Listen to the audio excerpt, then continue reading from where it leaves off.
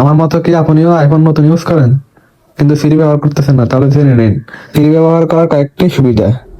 সিরি ব্যবহার করে আপনি দূর থেকে ফোন টাচ না করেও আপনি টাইমার সেট করতে পারবেন। দেখুন, Hey Siri, set your timer for 5 minutes. 5 minutes, starting now. এভাবে আমরা সিরির মধ্যে টাইমার সেট করতে পারবো। Hey Siri, Uh-huh. off timer. It's cancelled. Okay, thanks. সিরির মধ্যে আমরা যে কোনো কাজ করতে পারবো, মানে একটা স্ক্রিনশট দিতে পারবো।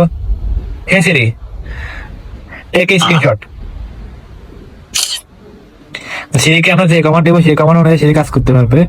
যেমন আমরা আরো কাজ করতে পারবো সিরি দ্বারা। Hey Siri, set alarm 5 a.m.